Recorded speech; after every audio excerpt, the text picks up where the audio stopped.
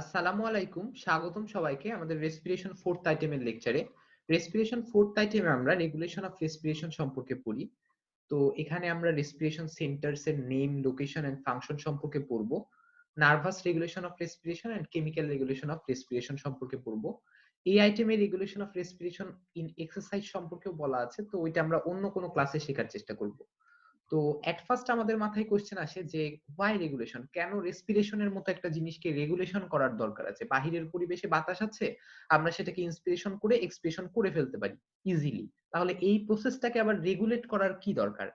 আসলে আমাদের বডিতে নরমালি যতটুকু অক্সিজেন দরকার হয়, নরমালি যতটুকু কার্বন ডাই অক্সাইড এক্সক্রিট করতে হয়, সেটা নরমাল প্রসিডিওরে আমরা অতটা বুঝতে পারি না। কিন্তু যখন আমরা খুব বেশি পরিমাণে এক্সারসাইজ করি, তখন কিন্তু আমাদের কার্ডিয়াক আউটপুট বেড়ে যায়, সবকিছু বেড়ে যায়, অর্থাৎ অক্সিজেনের চাহিদাটা বডিতে অনেক বেশি বেড়ে যায়। তখন রেসপিরেশনটাকে এমন ভাবে রেগুলেট করতে হবে, এমন ভাবে ইন্সপিরেশনটা করার ব্যবস্থা করে দিতে হবে যাতে ততটা অক্সিজেন আমি বডিকে অ্যালাউ করতে পারি। আবার ওই এক্সারসাইজের সময় কিন্তু অনেক বেশি পরিমাণে কার্বন ডাই অক্সাইড প্রডিউস হয়। তো এমন ভাবে রেসপিরেশনটা রেগুলেট করতে হবে, এমন ভাবে এক্সহেলেশনটা অ্যালাউ করতে হবে যাতে ওই কার্বন ডাই অক্সাইডটা আমি বের করে ফেলতে পারি। না হলে কিন্তু, যদি আমরা এইভাবে রেসপিরেশন রেটটা না বাড়াতে পারতাম, তাহলে কিন্তু কার্বন ডাই অক্সাইড খুব বেশি অ্যাকুমুলেট করতো বডির ভিতরে এবং ক্ষতি করতে পারতো। তো এই জন্য রেসপিরেশনটা রেগুলেট করার দরকার আছে। যখন আমাদের এক্সারসাইজ করি বা বাহিরের পরিবেশে অক্সিজেন কম, তখন রেসপিরেশন রেটটাকে বাড়িয়ে দিয়ে আমরা কি করতে পারি, অক্সিজেনের চাহিদাটা পূরণ করতে পারি। তো এই জন্য আমরা রেগুলেশনটা করি। তো এর পরের প্রশ্ন, আচ্ছা রেগুলেশন করি ভালো কথা, রেগুলেশনটা কিভাবে করি? রেগুলেশনটা আমরা মেইনলি দুই ভাবে করি, একটা হচ্ছে নার্ভাস রেগুলেশন আর একটা হচ্ছে কেমিক্যাল রেগুলেশন। নার্ভাস রেগুলেশনটা আবার দুই ভাবে করতে পারি, একটা অটোমেটিক আর একটা হচ্ছে ভলান্টারি। আমি চাইলে রেসপিরেশন রেটটাকে ইচ্ছা মতো বাড়াতে কমাতে পারি, ইচ্ছা করে বেশি শ্বাস নিব, ইচ্ছা করে কম শ্বাস নিব, সেটা ভলান্টারি কন্ট্রোল, এটা নার্ভাস রিলেটেড, নার্ভ রিলেটেড। আর আরেকটা হচ্ছে অটোমেটিক কন্ট্রোল, যেটা অটোমেটিক্যালি সব সময় হয়, যেটা আমরা সাধারণত বুঝতে পারি না বা খেয়াল করি না। আর আরেকটা হচ্ছে কেমিক্যাল রেগুলেশন, অর্থাৎ বডির ব্লাডের ভেতরে কেমিক্যাল চেঞ্জ ঘটার ফলে আমাদের রেসপিরেশন রেটটা যখন বাড়ে বা কমে, সেটা হচ্ছে কেমিক্যাল রেগুলেশন। এটা দুইটা প্রসেস হয়, একটা হচ্ছে পেরিফেরাল কেমোরিসেপ্টরের মাধ্যমে, আর একটা হচ্ছে সেন্ট্রাল কেমোরিসেপ্টরের মাধ্যমে। তো এই যে আইটেমটা, এটাতে আমরা এই যে চার্টটা দেখতে পাচ্ছি, এই চার্টটাতেই কিন্তু সবকিছু আছে। অর্থাৎ এই চার্টটাকেই আমরা পুরো আইটেমে ডিসক্রাইব করবো, যে কিভাবে নার্ভাস রেগুলেশন করা হয়, কিভাবে কেমিক্যাল রেগুলেশন করা হয়, নার্ভাসের ভিতরে অটোমেটিক, ভলান্টারি কি, তারপরে কেমিক্যালের ভিতরে পেরিফেরাল, সেন্ট্রাল কিভাবে করা হয়, এগুলা দেখবো। তো অটোমেটিক যেটা, তাহলে আমরা এট ফার্স্ট এই এক কর্নার থেকে শুরু করি, আস্তে আস্তে পুরোটা কমপ্লিট করার চেষ্টা করব। তো অটোমেটিক যেটা, অটোমেটিকে আমরা দুইটা পোর্শন দেখতে পাচ্ছি, একটা হচ্ছে পন্স আর একটা হচ্ছে মেডুলা অবলঙ্গাটা। অটোমেটিক নার্ভাস রেগুলেশনটা এই দুইটা জায়গাতে করা হয়, মানে দুইটা জায়গাতে এটা করার জন্য মেইন মেইন কেন্দ্র থাকে, অর্থাৎ সেন্টার থাকে। পন্সে থাকে দুইটা সেন্টার, একটা হচ্ছে অ্যাপনিওস্টিক সেন্টার আর একটা হচ্ছে নিউমোট্যাক্সিক সেন্টার। আর মেডুলা অবলঙ্গাটাতে থাকে আরো দুইটা সেন্টার, একটা হচ্ছে ডরসাল রেসপিরেটরি সেন্টার আর একটা হচ্ছে ventral respiratory centre or group. তো যাই হোক, এগুলা দেখে আমাদের এখন মাথা খারাপ হয়ে যেতে পারে। পন্স কি সেটাও হয়তো বা আমরা অনেকে ভুলে গেছি, মেডুলা অবলঙ্গাটা কি সেটাও হয়তো বা অনেকে ভুলে গেছি। তো আমরা প্রসিড করি, দেখি আস্তে আস্তে এগুলো সব বুঝতে পারবো। তো এট ফার্স্ট আমাদের কথা হচ্ছে যে অটোমেটিক কন্ট্রোল, অটোমেটিক কন্ট্রোলটা আমরা কিভাবে করতে পারবো। তো অটোমেটিক কন্ট্রোলের জন্য আমরা দেখলাম যে পন্স আর মেডুলা অবলঙ্গাটাতে কিছু রেসপিরেশন সেন্টার আছে। তো রেসপিরেটরি সেন্টার বলতে আমরা আসলে কি বুঝাচ্ছি, এটার ডেফিনেশনটা এরকম ভাবে দেয়া আছে যে the area in the brain stem that is concerned with regulation of respiration has classically been called respiration centre. অর্থাৎ ব্রেন স্টেমের যেই যেই জায়গাগুলো রেসপিরেশনের রেগুলেশনের সাথে রিলেটেড, সেই জায়গাগুলোকে আমরা বলছি রেসপিরেশন সেন্টার। এটা এমন না যে একটা বৃত্তের কেন্দ্রে থাকতে হবে বা কোনো কিছু সেন্টারে থাকতে হবে, এমন না। ব্রেন স্টেমের যেই জায়গাটা রেসপিরেশনের রেগুলেশনের সাথে রিলেটেড, সেটাকে আমরা বলি রেসপিরেশন সেন্টার। কোথায় কোথায় এরকম জায়গা আছে? they are located bilaterally in the pons and medulla oblongata, আগেই বলে ফেলেছি এগুলো কথা। তো আমরা হয়তো বা অনেকে ভুলে গেছি যে পন্স জিনিসটা কোথায় থাকে, তারপরে মিডুলা অবলঙ্গাটা কোথায় থাকে, হতেই পারে, স্বাভাবিক। তো এই যে এটা হচ্ছে আমাদের সেরিব্রাম, সেরিব্রাম জিনিসটা আমাদের জানা খুব দরকার। এটা হচ্ছে সেরিব্রাম, এটা আমাদের লাগবে। আর এই যে ব্রেন স্টেমের যে উপরের অংশ এই পাশে, এটা হচ্ছে পন্স, আর নিচের এই অংশটা হচ্ছে মেডুলা, আর এই পাশে পাতার মতো এই জিনিসটা হচ্ছে সেরিবেলাম। তো এই চারটা জিনিস আমরা যদি বুঝতে পারি যে হ্যাঁ, এটা হচ্ছে সেরিব্রাম, এটা হচ্ছে পন্স, আর এটা হচ্ছে মেডুলা, আর এই পাশের এটা হচ্ছে সেরিবেলাম, এই চারটা জিনিস মনে রাখলেই হবে। আর এই স্ট্রাকচারটা আমরা একটু মনে রাখবো যে পন্স আর মেডুলা, এই যে উপরের অংশটা পন্স বলছি আর নিচের অংশটা মেডুলা বলছি, এটা আমাদের পুরো আইটেমেই বুঝা লাগবে যে এই চিত্রটা এরকম। তাহলে এই চারটার আমরা একটা ভিউ দাঁড় করাতে পারলাম যে হ্যাঁ এটা দেখতে এরকম। তাহলে ওই যে আমরা পন্স আর মেডুলা দেখলাম, পন্সে কিছু রেসপিরেশন সেন্টার থাকে আর মেডুলাতে কিছু রেসপিরেশন সেন্টার থাকে। মেডুলাতে থাকে pre Botzinger complex, dorsal respiratory group এবং ভেন্ট্রাল রেসপিরেটরি গ্রুপ। আর পন্সে থাকে নিউমোট্যাক্সিক সেন্টার, অ্যাপনিওস্টিক সেন্টার। আমি বললাম যে ওই ভিউটা মাথায় রাখতে, এই যে আপার পোর্শনটা হচ্ছে পন্স আর লোয়ার পোর্শনটা হচ্ছে মেডুলা। তাহলে পন্সে কি কি থাকে? Pneumotaxic centre, অ্যাপনিওস্টিক centre. আর মেডুলাতে কি কি থাকে? Pre Botzinger complex, dorsal respiratory group, ventral respiratory group. তাহলে দেখো আপার পোর্শনটাকে বলেছিলাম মেডুলা, সরি আপার পোর্শনটাকে বলেছিলাম পন্স। পন্সে কি কি থাকে? নিউমোট্যাক্সিক সেন্টার আর অ্যাপনিওস্টিক সেন্টার, এই দুইটা থাকে পন্সে। আর মেডুলাতে থাকে আমাদের প্রি বর্জিঞ্জার কমপ্লেক্স, এই ব্লু কালারের এটা হচ্ছে প্রি বর্জিঞ্জার কমপ্লেক্স, আর একটা ডরসাল রেসপিরেটরি গ্রুপ, একটা ভেন্ট্রাল রেসপিরেটরি গ্রুপ। তাহলে এই পাঁচটা রেসপিরেশন সেন্টার আমাদের কাজে লাগবে। তাহলে এট ফার্স্ট আমরা মানে প্রত্যেকটা ডেসক্রাইব করি। এট ফার্স্ট তো বলেছিলাম প্রি বর্জিঞ্জার কমপ্লেক্স, এটা কোথায় থাকে? On either side of the medulla, মেডুলার দুই পাশে থাকে, between the nucleus ambiguus and the lateral reticular nucleus. এখন নিউক্লিয়াসের নাম শুনে আমরা ভয় পেতে পারি, তো এগুলো আমরা পরে পড়বো, কারণ এখনো ওই কার্ডে আমরা যাইনি। ব্রেনের ভিতরে অনেকগুলা নিউক্লিয়াস থাকে, যদি 4-5টা থাকতো তাহলে হয়তো এখানে একটা ফিগার দেখাই দিতে পারতাম যে হ্যাঁ এই 4-5টার ভেতরে মাঝখানে মাঝখানে এগুলা থাকে, কিন্তু আসলে অনেকগুলা নিউক্লিয়াস ব্রেনের ভিতরে থাকে, তো সবগুলা ডেসক্রাইব করা সম্ভব না। এটা জাস্ট মনে রাখবো যে এটা কার কার মাঝখানে থাকে, nucleus ambiguus and lateral reticular nucleus. Pre Botzinger কমপ্লেক্সের ফাংশনটা কি? এটার ফাংশন হচ্ছে এর যেগুলা নিউরন এরা ডিসচার্জ করে রিদমিক্যালি, মানে একটা ছন্দ আছে ওদের ভেতরে, এবং এদের যে রিদমিক ডিসচার্জ এটা কি করে? ফ্রেনিক মোটর নিউরন দিয়ে রেসপিরেশন ঘটায়। তো এই কথাটা আমাদের যথেষ্ট না, আরো দেখি। এই প্রি বর্জিঞ্জার কমপ্লেক্সকে আমরা বলি পেসমেকার। এরা কি করে? এরা হচ্ছে rhythmical ramp action potential generate করে। রিদমিক্যাল র্যাম্প অ্যাকশন পটেনশিয়াল, এটাকে আমরা বলি ইন্সপাইরেটরি র্যাম্প সিগন্যাল। তো দেখি যে ইন্সপাইরেটরি র্যাম্প সিগন্যাল জিনিসটা কি। আমরা জানি যে স্কেলেটাল মাসেলে যখন ডিপোলারাইজেশন হতো তখন যে কোনো একটা কাজ করতে পারতো, মাসেল কন্ট্রাকশন ঘটতো। তো তখন ডিপোলারাইজেশনের চিত্রটা ছিল কিছুটা এরকম, হুট করে ডিপোলারাইজেশন হয়ে যাচ্ছে, আবার হুট করে ডিপোলারাইজেশন শেষ হয়ে যাচ্ছে। সেক্ষেত্রে মাসেলটা হুট করে টান দিত, হুট করে কন্ট্রাকশন করতো। আবার আগে এই যে কার্ডিয়াক মাসেলের ক্ষেত্রে পড়তাম যে হুট করে এই জিনিসটা বেড়ে যেত, ডিপোলারাইজেশন। তাহলে আগে যখন পড়তাম তখন দেখতাম যে ওই ডিপোলারাইজেশনটা খুব কম টাইম ডিস্টেন্সে হতো, তার মানে একটা মাসেল টান দিতে খুব বেশি টাইম লাগতো না। কিন্তু এখন ডি ডায়াফ্রামের ক্ষেত্রে যদি এরকম হতো যে যে অ্যাকশন পটেনশিয়ালটা জেনারেট হলো প্রি বর্জিঞ্জার কমপ্লেক্সে, সেটা কোথায় যাবে? সেটা ফ্রেনিক নার্ভ দিয়ে ডি ডায়াফ্রামে যেয়ে ডি ডায়াফ্রামকে কন্ট্রাক্ট করাবে, এবং ইন্টারকোস্টাল নার্ভ দিয়ে ইন্টারকোস্টাল মাসেল, এক্সটার্নাল ইন্টারকোস্টাল মাসেলে যেয়ে সেটা চেস্টকে এক্সপান্ড করাবে, আর এক্সটার্নাল ইন্টারকোস্টাল মাসেলকে সে কিন্তু কন্ট্রাক্ট করাবে। এখন এমন যদি হতো যে এগুলা আগের মতো খুব তাড়াতাড়ি ডিপোলারাইজেশন হয়ে যাচ্ছে, তাহলে কি হতো? ডি ডায়াফ্রামটা খুব তাড়াতাড়ি হুট করে নিচের দিকে টান দিত, তখন সব বাতাস ভিতরে ঢুকে যেত। আবার দেখা যাচ্ছে একটু পরে রিল্যাক্স করতো, তখন আমরা মানে একটা হাঁপানি টাইপের অবস্থায় পড়ে যেতাম। তো এটা যাতে না হয় এই জন্য এই অ্যাকশন পটেনশিয়ালটাও একটু ইউনিক টাইপের। এটা প্রথমে দুর্বল ভাবে শুরু হয়, আস্তে আস্তে বড় হয়, অর্থাৎ ডি ডায়াফ্রামটা আস্তে আস্তে কন্ট্রাক্ট করে, আবার কিছুক্ষণ রিল্যাক্স করে, আবার তারপরে দেখা যাচ্ছে সেটা আস্তে আস্তে কন্ট্রাক্ট করে। ফলে ডি ডায়াফ্রামটা আস্তে আস্তে নিচের দিকে নামে, এক্সটার্নাল ইন্টারকোস্টাল মাসেল গুলো আস্তে আস্তে কন্ট্রাক্ট করে, ফলে চেস্টটা আস্তে আস্তে এক্সপ্যান্ড হয়, বাতাসটাও আস্তে আস্তে ঢুকতে পারে। পরবর্তীতে যখন রিল্যাক্স করবে বাতাসটা তার সুবিধা মতো সময়ে বের হতে পারে, অর্থাৎ 2 মিনিট 2 সেকেন্ডে ঢুকবে, 3 সেকেন্ডে বের হবে। যদি এরকম হতো 0.1 সেকেন্ডে সব বাতাস ঢুকতে হবে, আবার 0.1 সেকেন্ডে সব বাতাস বের হতে হবে, তাহলে কিন্তু আমরা বিপদে পড়ে যেতাম। এট ফার্স্ট আমরা কি বললাম আরেকবার রিক্যাপ করি, রিক্যাপ করলে আমরা বুঝতে পারবো যে কি বললাম আসলে। এটা হচ্ছে pre Botzinger complex. Pre Botzinger complex একটা ইন্সপাইরেটরি র্যাম্প সিগন্যাল জেনারেট করে, সেই সিগন্যালটা ফ্রেনিক নার্ভের ভেতর দিয়ে ডি ডায়াফ্রামে যে ডি ডায়াফ্রামকে কন্ট্রাক্ট করায়, আর এক্সটার্নাল ইন্টারকোস্টাল নার্ভ দিয়ে এক্সটার্নাল ইন্টারকোস্টাল মাসেলে যে এক্সটার্নাল ইন্টারকোস্টাল মাসেলকে কন্ট্রাক্ট করায়। ডি ডায়াফ্রাম আর অবশ্যই এত তাড়াতাড়ি করাবে না, আস্তে আস্তে করাবে, যেটাকে আমরা বলি ইন্সপাইরেটরি র্যাম্প সিগন্যাল।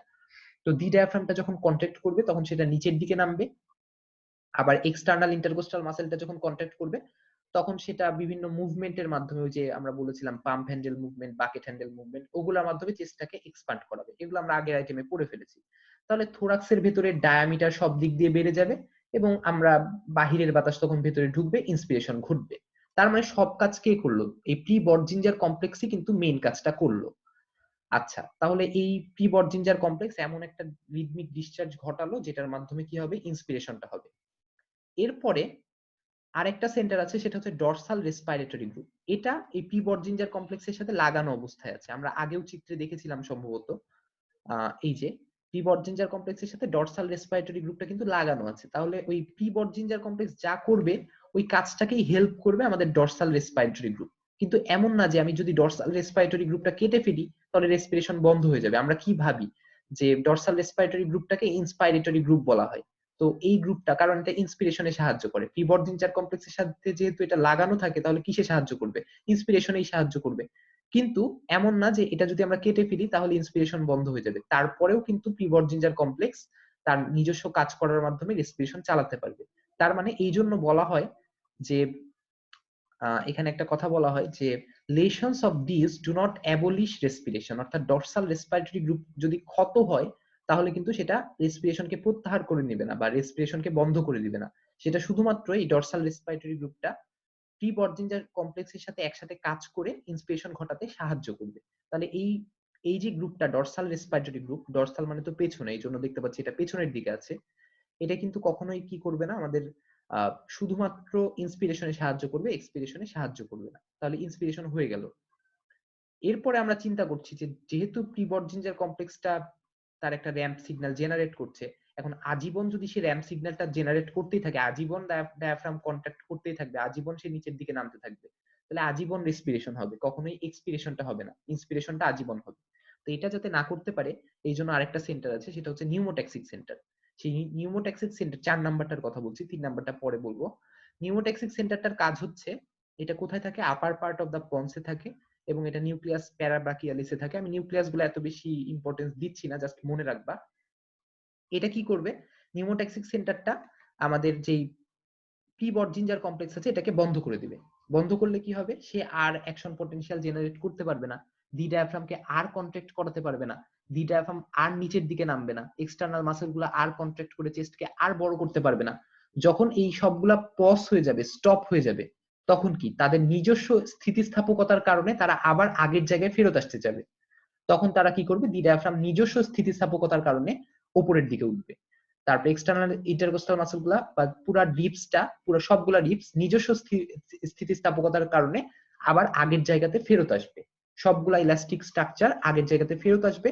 তখন এক্সপিরেশন হবে, কারণ চেস্টের ভেতরের সবগুলা ডায়ামিটার কিন্তু কমে যেতে থাকবে, ফলে আমাদের এক্সপিরেশনটা হবে। তার মানে এক্সপিরেশনে কিন্তু কোনো নার্ভ রিলেটেড না, কোনো ফেনিক নার্ভ, কোনো ইন্টারকোস্টাল নার্ভ কেউ রিলেটেড না। এক্সপিরেশন একটা অটোমেটিক প্রসেস, এটা একটা আমরা বলি প্যাসিভ প্রসেস, কিন্তু ইন্সপিরেশনটা অবশ্যই একটা অ্যাক্টিভ প্রসেস। তাহলে আমরা প্রি-বর্জিঞ্জার কমপ্লেক্স সম্পর্কে পড়লাম, এটা কি করে, এটা ইন্সপিরেশন শুরু করে এবং ইন্সপিরেশনের জন্য মেইনলি দায়ী হচ্ছে প্রি-বর্জিঞ্জার কমপ্লেক্স। যেটা ডরসাল রেসপিরেটরি গ্রুপ, এটা জাস্ট হেল্প করে, প্রি-বর্জিঞ্জার কমপ্লেক্সকে হেল্প করে ইন্সপিরেশন ঘটাতে। আর নিউমোট্যাক্সিক সেন্টার কি করে, সে ইন্সপিরেশন বন্ধ করে দেয়। ফলে যেটা হয় আমরা জানি যে রেট অ্যান্ড ডেপথ অফ ব্রিদিংটাকে সে কন্ট্রোল করতে পারে। কারণ কি, যে কোনো একটা জিনিসের রেট কখন বেশি হবে, যখন সে কম টাইমে করতে পারবে। এখন সে যত তাড়াতাড়ি প্রি-বর্জিঞ্জার কমপ্লেক্সকে বন্ধ করবে তত তাড়াতাড়ি ইন্সপিরেশন শেষ হবে, তত তাড়াতাড়ি এক্সপিরেশন শুরু হবে, তত তাড়াতাড়ি এক্সপিরেশন শেষও হবে। তার মানে তার কাজের উপরই কিন্তু রেসপিরেশনের রেটটা নিয়ন্ত্রিত। আবার সে কিন্তু ডেপথটাও বাড়াতে পারে, অর্থাৎ সে যদি বন্ধ না করে দেয় তাহলে কিন্তু ডিপ ইন্সপিরেশন হবে, ইন্সপিরেশন চলতেই থাকবে, প্রি-বর্জিঞ্জার কমপ্লেক্স তার কাজ করতেই থাকবে। তার মানে ডিপ ব্রিদিং হবে। তার মানে ডিপ ব্রিদিং হবে না হবে না সেটাও কিন্তু নিউমোট্যাক্সিক সেন্টারটাই নিয়ন্ত্রণ করে। আর সে কি করে, limits the duration of inspiration, ইন্সপিরেশনটাকে বন্ধ করার ফলে, প্রি-বর্জিঞ্জার কমপ্লেক্সকে বন্ধ করার ফলে সে ডিউরেশন অফ ইন্সপিরেশনকে লিমিট করে দেয়। কতক্ষণ ইন্সপিরেশন হবে সেটা কিন্তু সেই নিয়ন্ত্রণ করে। আর সে কিন্তু রেসপিরেটরি রেটটা বাড়াতে পারে, কারণ কি, কারণ সে যত তাড়াতাড়ি ওটা বন্ধ করে দিবে, ইন্সপিরেশন যত তাড়াতাড়ি বন্ধ করে দিবে তত তাড়াতাড়ি ইন্সপিরেশনও হবে, তত তাড়াতাড়ি এক্সপিরেশনও হবে, তার মানে রেটটা বেড়ে যাবে। তাহলে এটা পড়লাম নিউমোট্যাক্সিক সেন্টার। তাহলে আমি পুরো প্রসেসটা আরেকবার বলি, সেটা হচ্ছে প্রি-বর্জিঞ্জার কমপ্লেক্স এমন একটা অ্যাকশন পটেনশিয়াল জেনারেট করলো যেটা ফ্রেনিক নার্ভ এবং ইন্টারকোস্টাল নার্ভ দিয়ে ডি ডায়াফ্রাম এবং ইন্টারকোস্টাল মাসলকে কন্ট্রাক্ট করায়, পুরো চেস্টটা বাড়ায় ফেলবে, ইন্সপিরেশন ঘটবে। এটাতে সাহায্য করে কে, ডরসাল রেসপিরেটরি গ্রুপ। এটা এতটুকুই। তারপরে ইন্সপিরেশনটা আজীবন চলবে না, একটু পরে নিউমোট্যাক্সিক সেন্টারটা তাকে বন্ধ করে দিবে, ফলে ইন্সপিরেশন ঘটবে না। ইন্সপিরেশন যখন পজ হয়ে যাবে তখন ডি ডায়াফ্রাম, ইন্টারকোস্টাল মাসল সবাই আবার আগের জায়গায় ফেরত আসবে, থোরাক্সটা আবার ছোট হবে, এক্সপিরেশন ঘটবে। এই হচ্ছে নর্মাল প্রসেস। এক্সপিরেশন ঘটতে ঘটতে যখন একটা নির্দিষ্ট পর্যায়ে পৌঁছে যাবে, তখন কিন্তু নিউমোট্যাক্সিস সেন্টারটা আবার কোনো মানে ওকে বন্ধ করবে না, প্রি বর্জিঞ্জার কমপ্লেক্সটাকে আবার বন্ধ করবে না। যখন বন্ধ করবে না, তখন প্রি বর্জিঞ্জার কমপ্লেক্সটা আবার একটা ইন্সপাইরেটরি র্যাম্প সিগন্যাল তৈরি করতে পারবে, আবার ইন্সপিরেশন করবে। এভাবে কিন্তু ইন্সপিরেশন এক্সপিরেশনটা হয়। এখন অনেকের মাথায় প্রশ্ন জাগবে যে তাহলে তো পুরো রেসপিরেশন, ইন্সপিরেশন, এক্সপিরেশন সব প্রসেস তো ডেসক্রাইব করা শেষ, তাহলে এই চারটে কেন ভেন্ট্রাল রেসপিরেটরি গ্রুপ, এই গ্রুপটা সম্পর্কে কেন কথা বলা হয়েছে, এবং এটা সম্পর্কে আবার অনেক বড় বড় লাইন লেখা আছে। তো এটার কাজটা কি আসলে? আবার আমরা একটু আগে একটা অ্যাপনিওস্টিক সেন্টার নামের একটা সেন্টারের কথা বলেছিলাম, ওইটার কাজটা কি আসলে? মেইনলি প্রি বর্জিঞ্জার কমপ্লেক্সের কাজ হচ্ছে নরমাল প্রসেসটা শুরু করা, ডরসালটা ওটাকে হেল্প করে, নিউমোট্যাক্সিকটা ওটাকে ইনহিবিট করে। এই পর্যন্ত পড়েছি। কিন্তু ভেন্ট্রাল রেসপিরেটরি গ্রুপটা এটা নরমালি কোনো কাজ করে না, নরমালি এটা ইনহিবিটেড থাকে, মানে এটা একদমই রেস্টে থাকে। বাট এটা কোথায় থাকে আসলে? Ventrolateral part of the medulla. এটা কার কার মাঝখানে কোথায় থাকে? Nucleus ambiguus and nucleus retro ambiguus থাকে, এই পর্যন্ত। কিন্তু এটার কাজটা কি? এটার কাজ হচ্ছে এটা কিন্তু ইন্সপিরেশনেও সাহায্য করতে পারে, এক্সপিরেশনেও সাহায্য করতে পারে, কিন্তু মেইনলি এক্সপিরেশনে সাহায্য করে, কিন্তু নরমালি কোনো কাজ করে না, নরমালি এটা অ্যাক্টিভ থাকে না। তো লেখা আছে কি almost totally inactive during normal quiet inspiration and expiration, অর্থাৎ রেসপিরেশনের সময় সে কোনো কাজ করে না। কিন্তু কখন কাজ করে? যখন আমরা অনেক বেশি হাই পালমোনারি ভেন্টিলেশন দরকার হয়, অনেক বেশি হেভি এক্সারসাইজ করি, তখন এটা কাজ করে। কাজটা কি? কাজটা হচ্ছে যেটা পেছনের দিকে কয়েকটা নিউরন, ওরা কিন্তু ইন্সপিরেশনে সাহায্য করতে পারে, অর্থাৎ প্রি বর্জিঞ্জার কমপ্লেক্সকে সাহায্য করবে, ফলে একটু বেশি বেশি ইন্সপিরেশন ঘটবে। এটা একটা ব্যাপার। আর আরেকটা ব্যাপার হচ্ছে সামনের দিকে যে নিউরন গুলা, ওগুলা এক্সপিরেশনে সাহায্য করতে পারে। কিভাবে? ওইখান থেকে কয়েকটা নিউরন যায় কোথায়? আমাদের ইন্টারনাল ইন্টারকোস্টাল মাসেলে, আর হচ্ছে অ্যাবডোমিনাল মাসেলে, যেগুলাকে আমরা ফোর্সফুল এক্সপাইরেটরি মাসেল বলতাম, সেগুলাতে কিছুটা নিউরন যাবে। এবং যখন আমাদের হেভি এক্সারসাইজ হবে, তখন যখন আমাদের প্রি বর্জিঞ্জার কমপ্লেক্স কাজ করতে পারবে না, তখন এই ভেন্ট্রাল রেসপিরেটরি গ্রুপের ভেন্ট্রাল সেগমেন্টটা থেকে ওই মাসেল গুলাকে কন্ট্রাক্ট করানো হবে। ওই মাসেল গুলা কন্ট্রাক্ট করলে কিন্তু অ্যাবডোমেন যদি কন্ট্রাক্ট করে, তাহলে ডিপ ডায়াফ্রাম কিন্তু উপরে যেতে বাধ্য। ইন্টারনাল ইন্টারকোস্টাল মাসেল যদি কন্ট্রাক্ট করে, তাহলে চেস্টের ডায়ামিটার কিন্তু কমতে বাধ্য, ফলে এক্সপিরেশন হতে বাধ্য। এই জন্য ভেন্ট্রাল রেসপিরেটরি গ্রুপের ভেন্ট্রাল সেগমেন্টটা ইন্সপিরেশনে সাহায্য করে। এই জন্য এটা মেইনলি এক্সপিরেশনে সাহায্য করে। এই জন্য এই পুরো গ্রুপটাকে বলা হয় মেইনলি এক্সপিরেশন করে, তবে পিছনের কিছু কিছু নিউরন ইন্সপিরেশনও করতে পারে। তাহলে এই ভেন্ট্রাল রেসপিরেটরি গ্রুপটা কিন্তু ইন্সপিরেশনও করতে পারে, এক্সপিরেশনও করতে পারে, বাট মেইনলি কজেস এক্সপিরেশন। তাহলে এটা পড়ে ফেললাম। এরপরেও আমাদের আরেকটা মানে সেন্টার দেখতে পাচ্ছি এখানে, এই যে এটা দেখা যাচ্ছে কিনা আমি জানি না ঠিক, এটা হচ্ছে অ্যাপনিওস্টিক সেন্টার। কালারটা একটু হালকা হয়ে গেছে। এটা হচ্ছে অ্যাপনিওস্টিক সেন্টার। নিউমোট্যাক্সিক সেন্টারের কাজ ছিল প্রি বর্জিঞ্জার কমপ্লেক্সকে বন্ধ করে দেয়া, আর অ্যাপনিওস্টিক সেন্টারের কাজ হচ্ছে এটা যাতে আগে বন্ধ না হয়, এটাকে বরঞ্চ স্টিমুলেট করা, আরো বেশি সময় ধরে ইন্সপিরেশন চলুক, সেটা সে চায়। অ্যাপনিওস্টিক সেন্টার কি করে? প্রি বর্জিঞ্জার কমপ্লেক্সকে বেশি সময় ধরে কাজ করতে সাহায্য করে, অর্থাৎ স্টিমুলেট করে। স্টিমুলেট করলে কি হবে? ইন্সপিরেশনটা হতেই থাকবে, বন্ধই হবে না, শ্বাস নিয়ে আটকে থেকে যাওয়ার মতো অবস্থা। শ্বাস অনেকক্ষণ ধরে নিবে, কিন্তু এক্সপিরেশনটা কিন্তু নরমালি হবে। নিউমোট্যাক্সিক সেন্টারটা এক্সপিরেশন করতে সাহায্য করে, ওকে বন্ধ করবে এবং নরমালি কিছু সময় এক্সপিরেশন ঘটবে, তারপরে আবার ও বলবে যে তুমি আরো বেশি করে কাজ করো, প্রি বর্জিঞ্জার কমপ্লেক্সকে বেশি করে ইন্সপিরেশন নিতে সাহায্য করবে। ফলে ইন্সপিরেশনটা বেশি সময় ধরে হবে, শ্বাসটা নিব, অনেকক্ষণ ধরে শ্বাস নিব, তারপরে অল্প সময় ধরে শ্বাস ছাড়বো, বেশি সময় শ্বাস নিব, অল্প সময় ধরে শ্বাস ছাড়বো। এটা কার জন্য হবে? অ্যাপনিওস্টিক সেন্টারের জন্য হবে। কিন্তু এটা কিন্তু নরমালি হয় না, এটা প্যাথোলজিক্যাল কন্ডিশনে হয়, এবং এটা যদি হয় তাহলে সেই কন্ডিশনকে আমরা বলি অ্যাপনিওসিস। তাহলে অ্যাপনিওসিসের সংজ্ঞাটা আমরা কিভাবে দিতে পারি? Abnormal pattern of breathing characterized by deep gasping inspiration. যেহেতু এটা প্রি বর্জিঞ্জার কমপ্লেক্সকে হেল্প করছে, বলছে বেশিক্ষণ ধরে ইন্সপিরেশন নাও, তাহলে ডিপ গ্যাসপিং ইন্সপিরেশন হবে, with a pause at brief inspiration, এখানে ফুল না, এখানে হবে brief inspiration followed by a deep, আচ্ছা ফুল ইন্সপিরেশন ঠিক আছে, ফলোড বাই আ ডিপ না, এখানে হবে ব্রিফ ইনসাফিসিয়েন্ট রিলিজ। মানে ফুল ইন্সপিরেশন নিব, অনেক বেশি ইন্সপিরেশন নিব, বাট এক্সপিরেশনটা, রিলিজটা সাফিসিয়েন্ট হবে না, ইনসাফিসিয়েন্ট রিলিজ হবে। এই কন্ডিশনকে আমরা বলি অ্যাপনিওসিস, এবং এটার জন্য কে দায়ী? অ্যাপনিওস্টিক সেন্টার দায়ী। এখন কথা হচ্ছে অ্যাপনিওস্টিক সেন্টার যে দায়ী, এটা কেন, মানে কজটা কি, কেন হতে পারে? যদি আমাদের আপার মিডুলা অথবা পন্সে যদি ড্যামেজ হয়, আপার মিডুলা এবং পন্সে কে থাকে? আমরা দেখেছিলাম আপার মিডুলাতেই কিন্তু এই যে আপার মিডুলা এবং পন্সের কাছাকাছি কিন্তু অ্যাপনিউস্টিক সেন্টারটা থাকে, এবং এই জায়গাতে যদি কোনো ড্যামেজ হয় তাহলে অ্যাপনিউস্টিক সেন্টারটা কিন্তু অ্যাক্টিভেট হয়ে যায়, অ্যাক্টিভেট হয়ে সে কিন্তু অ্যাপনিউসিস ঘটায়।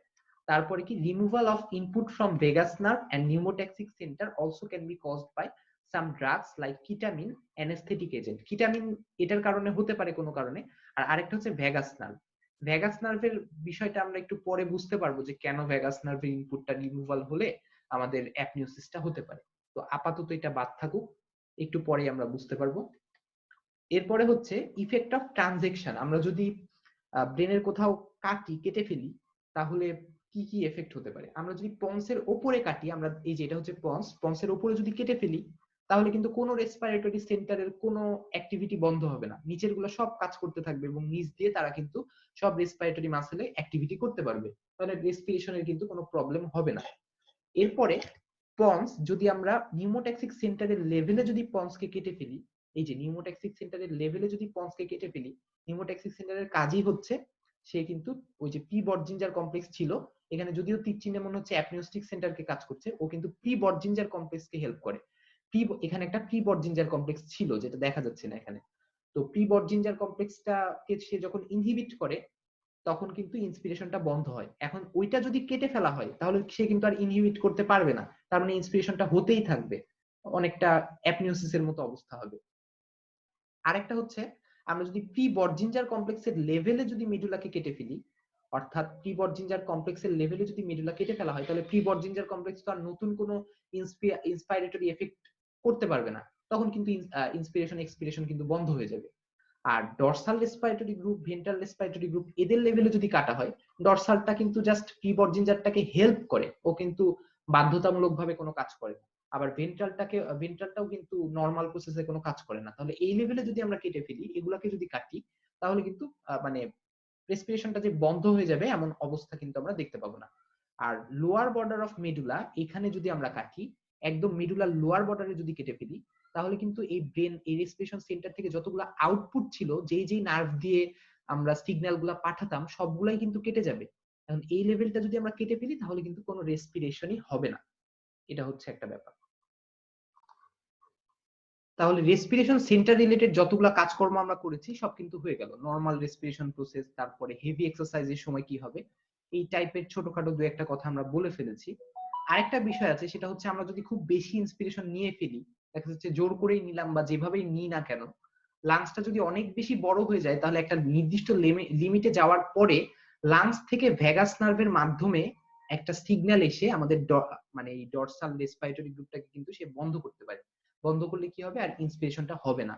কারণ আমরা যদি অনেক বেশি পরিমাণে এয়ার অলরেডি নেওয়া থাকে, আবারও যদি ইন্সপিরেশন হয় তাহলে তো লাংসটা বার্স্ট করার একটা মানে সম্ভাবনা থাকে। তো এটা যাতে না হয় এই জন্য লাংস থেকে ভ্যাগাস নার্ভের মাধ্যমে একটা সিগন্যাল কিন্তু ডরসাল রেসপিরেটরি গ্রুপে আসতে পারে। তো ওইটা যদি আসে, ওই সিগন্যালটা যদি আসে তাহলে কিন্তু ইমিডিয়েটলি আমাদের ইন্সপিরেশনটা বন্ধ হয়ে যায়। তো এই যে রিফ্লেক্সটা, এটাকে আমরা বলি হিয়ারিং ব্রুয়ার রিফ্লেক্স। এটা দুই টাইপের আছে, একটা হচ্ছে হিয়ারিং ব্রুয়ার ইনফ্লেশন রিফ্লেক্স, আর একটা হচ্ছে হিয়ারিং ব্রুয়ার ডিফ্লেশন রিফ্লেক্স। অনেক বেশি ইনফ্লেশন, অনেক বেশি বড় যদি হয়ে যায় তাহলে ভ্যাগাস নার্ভ দিয়ে এসে বলবে যে হ্যাঁ তুমি ইন্সপিরেশন বন্ধ করে ফেলো। আবার অনেক বেশি ছোটও যদি হয়ে যায় তাহলে এটাকে আবার দেখা যাচ্ছে স্টিমুলেট করবে ভ্যাগাস নার্ভ দিয়ে, যে তুমি ইন্সপিরেশনটা একটু বেশি করে করো, লাংস তো ভর্তি হচ্ছে না। তাহলে এই রিফ্লেক্সটাকে আমরা বলি হিয়ারিং ব্রুয়ার রিফ্লেক্স। তাহলে এই ছিল আমাদের নার্ভ রিলেটেড কথাবার্তা। আরো দু একটা কথাবার্তা আছে, সেটা হচ্ছে যখন আমরা মোটর, মানে যেহেতু আমি এই লেকচারটাতে regulation of respiration in exercise সম্পর্কে কোনো কথা বলবো না, এই জন্য এই টাইপের কথাবার্তাগুলা ওই মানে এই লেকচারে ইনক্লুডেড না, বাট তাও একটু একটু বলে দিই। সেটা হচ্ছে আমরা যখন এক্সারসাইজ করি তখন তো বিভিন্ন জয়েন্ট এই টাইপের জিনিসপত্রগুলো তো অ্যাক্টিভেট থাকে, এবং ওগুলা কি কাজ করবে সেগুলো তো সেরিব্রাম দিয়েই বলা, মানে নির্দেশ মোটর রিফ্লেক্স পাঠানো হয় যে তুমি এই কাজটা করো। যেমন একটা হাত কাজ করবে তখন কবজিতে একটা রিফ্লেক্স পাঠানো হবে, মোটর রেসপন্স পাঠানো হবে ব্রেন থেকে। তো এটা পাঠানোর সময় তার মানে তখন কি আমি এক্সারসাইজ করতে নামবো, তখন তো অবশ্যই আমাদের একটু পরে রেসপিরেশনটাও বেশি লাগবে, অক্সিজেনও বেশি লাগবে। তো ওই সিগন্যালটা যাওয়ার সময়ই কিন্তু ডরসাল রেসপিরেটরি গ্রুপকে অ্যাক্টিভেট করে চলে যায় যে তোমরা একটু বেশি করে রেসপিরেশন করো। বেশি করে রেসপিরেশন করলে কি হবে, আমাদের অক্সিজেনের অ্যাভেলেবিলিটিটা বেড়ে যাবে। তারপরে সেম ভাবে আমাদের বিভিন্ন মানে জয়েন্ট এগুলা বেশি অ্যাক্টিভিটি যে হচ্ছে, এগুলার যেসব সেন্সরি রিফ্লেক্স আছে সেগুলোও ব্রেনে যাওয়ার পথে এই ডরসাল রেসপিরেটরি গ্রুপটাকে অ্যাক্টিভেট করতে পারে এবং বেশি করে যাতে কাজ করতে পারে সেটাতে হেল্প করতে পারে। তো এই কয়েকটা জিনিসপত্র কিন্তু মানে নার্ভ রিলেটেড, অর্থাৎ অটোনমিক নার্ভ রিলেটেড। তাহলে আমরা শুরুতেই পড়েছিলাম যে নার্ভাস রেগুলেশনটা দুই প্রকার, একটা হচ্ছে অটোমেটিক আর একটা হচ্ছে ভলান্টারি। অটোমেটিকটা কিন্তু আমরা পড়ে ফেললাম, অ্যাপনিউস্টিক, নিউমোট্যাক্সিক সবগুলার কাজ কিন্তু আমরা পড়ে ফেললাম, যে নরমালি আমাদের নরমাল লাইফে যেই টাইপের শ্বাস প্রশ্বাস চলে এগুলো কিন্তু অটোমেটিক। তো অটোমেটিকটা আমাদের শেষ। এবার আমরা আসি ভলান্টারি। ভলান্টারিটা কি দিয়ে করা হয়? সেরিব্রাল কর্টেক্স দিয়ে। মানে আমার ইচ্ছা হলো আমি শ্বাস বেশি নিব, আমার ইচ্ছা হলো আমি শ্বাস কম নিব, এটা আমরা কি দিয়ে কন্ট্রোল করতে পারি? Voluntary control. তো এটা কিরকম ভাবে হয়? এটার জন্য সেন্টারটা থাকে কোথায়? সেরিব্রাল কর্টেক্সে। সেরিব্রাম কি সেটা কিন্তু আমরা শুরুতেই বলে ফেলেছিলাম, এই জায়গাটাকে আমরা বলি সেরিব্রাম। তো কাজটা কি করে আসলে? এখান থেকে একটা মানে নার্ভ যায়, নার্ভ যে কি করতে পারে, সে কিন্তু আমরা আগের টাইপের কথাবার্তাগুলোতে বললাম যে সেগুলো ডরসাল রেসপিরেটরি গ্রুপকে স্টিমুলেট করে, কেউ কেউ কেউ কেউ ডরসাল রেসপিরেটরি গ্রুপকে ইনহিবিট করে, বাট সেরিব্রাম থেকে রিফ্লেক্সটা যে ডরসাল রেসপিরেটরি গ্রুপকে ইনহিবিট করে না। আমার যদি ইচ্ছা হয় যে আমি শ্বাসটা বন্ধ করব, তাহলে সেরিব্রাম থেকে সিগন্যালটা সরাসরি যে ফ্রেনিক নার্ভ, সরাসরি এই নার্ভ গুলাতে যে ওই নার্ভ গুলার উপর কাজ করে ওদেরকে ইনহিবিট করতে পারে বা ওদেরকে স্টিমুলেট করতে পারে। আমার যদি ইচ্ছা হয় যে আমি বেশি শ্বাস নিব, তাহলে সেরিব্রাম থেকে ডিরেক্টলি ফ্রেনিক, ইন্টারকোস্টাল এই নার্ভ গুলাতে যে রেসপন্সটা কি করবে, যে তোমরা বেশি করে কাজ করো। অথবা আমার ইচ্ছা হলো আমি শ্বাস নিব না, তাহলে সরাসরি সেরিব্রাম থেকে বা সেরিব্রাল কর্টেক্স থেকে ওই নার্ভ গুলাতে যে ওই নার্ভ গুলাকে ইনহিবিট করবে, যে তোমাদের খুব বেশি কাজ করার দরকার নেই। টিবট জিঞ্জার কমপ্লেক্স যাই বলুক না কেন, তোমরা খুব বেশি কাজ করার দরকার নাই। এইভাবে আমরা কিন্তু ভলান্টারি কন্ট্রোলটা করতে পারি। তাহলে এই ছিল আমাদের নার্ভাস রিলেটেড কথাবার্তা। এখানে একটা ক্লিনিক্যাল আছে, মজার ক্লিনিক্যাল, সেটা হচ্ছে অনডাইন্স কার্স। এটার ঘটনাটা খুব বেশি ইন্টারেস্টিং। তো ঘটনাটা হচ্ছে এরকম যে অনডাইন নামের একটা ওয়াটার নিম্ফ ছিল, অর্থাৎ পরি টাইপের, জল পরি টাইপের। তো ওদের মানে ওর ইমেন্স বিউটি ছিল এবং তার একটা ধর্ম ছিল যে সে হচ্ছে ইমমর্টাল, অর্থাৎ কখনো মারা যাবে না, এবং সে অনেক বেশি বিউটিফুল ছিল। তো she fell in love with a mortal lover.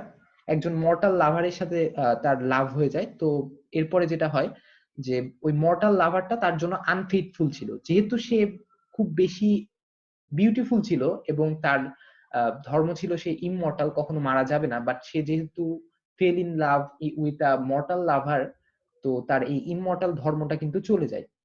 তো সে অবশ্যই এখন একটা টাইমে মারা যাবে এবং তার বিউটিটাও কমতে থাকে। তো এই ক্ষেত্রে যেটা হয়, ওই মর্টাল লাভারটা তাকে ধোকা দিতে আরম্ভ করে এবং সে আনফেইথফুল হয়ে ওঠে। এবং তখন ওই ওদের যে কিং ছিল, অর্থাৎ ওয়াটার নিমদের যে কিং ছিল, সে ওই মর্টাল লাভারটাকে একটা কার্স দেয় যে তোমাকে অটোমেটিক্যালি শ্বাস নিতে পারবে না, এমন একটা মানে কার্স করে যে তার অটোমেটিক কন্ট্রোলটা চলে যায়। অটোমেটিক কন্ট্রোল চলে গেলে কি হবে? আমাদের ভলান্টারি কন্ট্রোল দিয়ে বেঁচে থাকতে হবে।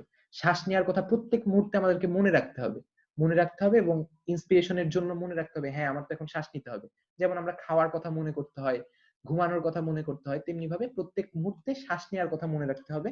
এবং শ্বাস নেওয়াটাই জীবনের একটা বড় কাজ হয়ে দাঁড়াবে। আমি যদি ভুলে যাই যে হ্যাঁ আমার তো শ্বাস নিতে হবে, এটা যদি ভুলে যাই, তাহলে আমি সাথে সাথে মারা যাবো, শ্বাসটা বন্ধ হয়ে যাবে। কারণ অটোমেটিক কন্ট্রোল, যেটা অটোনমিক কন্ট্রোল, সেটা কিন্তু তার চলে গেল। তো এটা হচ্ছে একটা ঘটনা, এটা বাস্তব ঘটনা না, কিন্তু বাস্তব জীবনে এরকম কিছু রোগ দেখা যেতে পারে যখন অটোনমিক কন্ট্রোলটা চলে যায় কিন্তু ভলান্টারি কন্ট্রোলটা থাকে। সেই ক্ষেত্রে পেশেন্টটা অবশ্যই মারা যাবে।